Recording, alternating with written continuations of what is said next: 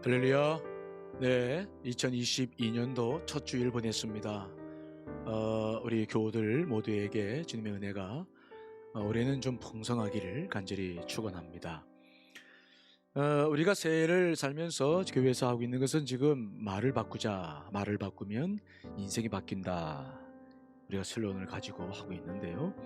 정말 말을 바꾸면 인생이 바뀝니다. 왜냐하면은 하나님께서 우리에게 말씀하시기를 우리가 말의 열매, 내가 하는 말의 열매를 먹고 산다 말씀하셨잖아요. 그러니까 다른 인생을 살려면은 말을 바꿔야 돼요. 여러분 한번 실천해 보세요. 남아있는 한 주간 특세 기간 동안에 바꿔집니다. 그런데 이 새해를 앞두고 한 가지 더 준비해 드릴 게 있는데, 고난을 어떻게 대할 것인가 하는 문제죠. 왜냐하면은 새해도 꽃길만 있지는 않을 것 같아요. 코로나 상황도 그렇죠. 여러 가지 변수가 많아서 고난을 예상하지 않을 수는 없죠. 그러니까 이 고난을 어떻게 대처할 것인가, 우리가 여기에 대한 대비가 필요합니다. 오늘 우리는 예수님의 족보 안에 들어와 있던 룻에 대한 삶을 살펴보았습니다. 나오미가 모든 걸 잃고 이제 고향으로 돌아가다가 큰 깨달음을 얻었잖아요. 그래서 이제 두 며느리에게 집으로 돌아가라. 그래서 오르바는 돌아갔는데 룻은 생각이 달랐어요. 룻은 이제 자기가 섬겨야 된다고 생각하는 시어머니 나오미와 딱 달라붙었다. 고난을 선택한 거죠. 정말 고난을 선택한 거예요. 고난과 자기와의 거리를 두고 고난을 피한 것이 아니라 오히려 고난 속으로 들어간 거죠. 그래서 이제는 고난의 주체가 돼서 시어머니를 돌보겠다. 굉장히 놀라운 결단이죠. 사실 그 당시에 여자들은 남자가 꼭 필요했어요. 왜냐하면 여자 혼자는 뭐 일해서 먹고 살 수 있는 게 없었거든요. 그런데 오늘 룻은 보니까 결혼해서 새 남편 만나는 대신 이제 어머니를 자기의 삶의 동반자로 선택을 하는 거예요. 그 당시로 봤을 때는 사실은 굉장히 무모하다라고 할 만큼 파격적인 결단이었지만 룻은 달랐어요. 그래서 그는 다시 돌아가라고 말하는 시어머니에게 강하게 말씀하고 있죠. 나로 하여금 어머니를 떠나도록 돌아가라 관건하지 말아주십시오. 어머니가 가시는 곳에 나도 가고 어머님이 머무르시는 곳에 나도 머무르겠습니다. 심지어는 뭐라고 말하냐면은 어머니께서 죽으시는 곳에 나도 거기서 죽어 묻히겠습니다. 아주 뭐 굉장한 결단을 하는 거죠. 우리 주님께서 바로 하신 일이 그 일 아니겠어요? 이 땅에 오셔서 고난의 길을 마다하지 않고 가셔서 우리를 구원하신 것, 그 지점이 룻과 만난 지점이라 생각을 해요. 그래서 룻이 예수님의 족보에 들어와 있지 않나 생각합니다. 자, 그런데 우리가 룻을 통해서 고난을 대하는 방법을 배우겠죠. 룻은 어떻게 합니까?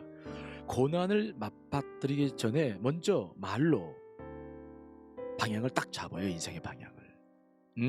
나는 어머니와 함께 끝까지 남겠고 또 어머니가 죽는 곳에 나도 죽겠다. 방향을 딱 잡는 거죠. 우리가 고난을 대할 때 이게 굉장히 중요해요. 왜 중요하냐? 고난 속에서 방향을 잡지 못하면 우리는 이리 할까 저리 할까 갈등하다가 이게 두려움 때문에, 사탄이 준 두려움 때문에 거기에 아주 사로잡히게 되거든요. 그런데 방향을 딱 잡고 고난 속에서 나 나가겠다 입으로 딱 하니 결단하면요, 그때 두려움은 우리 안에 엄습 못해요. 그리고 우리 안에 계신 예수 그리스도 성령님께서 우리의 결단을 보시고 그때부터 함께 하시기 때문에 우리가 사방으로 우겨쌍을 당하여도 쌓이지 않아요. 답답한 일을 당하여도 낙심하지 아니하고 박해를 받아도 버림바 되지 아니하고 거꾸로 틀을 당하여도 망하지 아니합니다.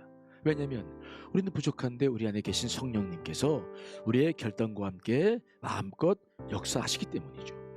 그러니까 우리는 고난 전에 결단할 수 있어야 돼요. 특별히 우리가 겪는 고통은 두 가지가 있는데 실제로 고난 속에서 당하는 고통이 있고요.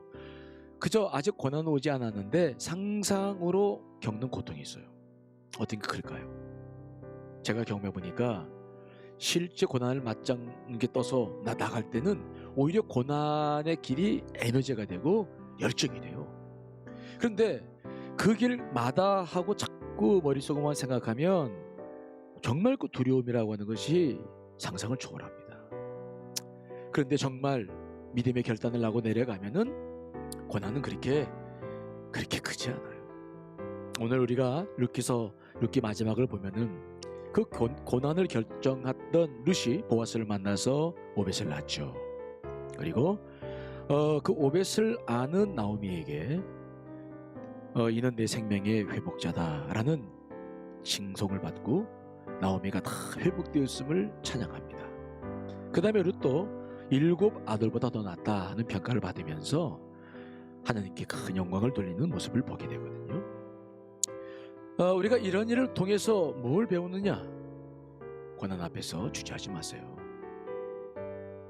그리고 입으로 방향을 정하고 입으로 선포하세요. 그러면 입의 열매를 창조하신 하나님께서 그때부터 우리가 말한 대로 이루어지도록 우리를 이끌어 가실 거예요. 제가 오늘 설교를 하면서 윈스턴 처칠에 대한 이야기를 했어요. 독일에게 자꾸 전세가 약화되니까 항복하자는 의견들이 많았죠. 그때 윈스턴 처칠이 말한 것이 그거였어요. 내가 역사를 공부해 보니까 한 가지 교훈을 얻는 게 있는데, 끝까지 전쟁을 하다가 패배한 국가는 다시 회복할 수 있지만 백기를 들고 항복한 나라는 영원히 그 나라의 노예가 되었다. 저는 그 말이 계속 마음에 남았어요.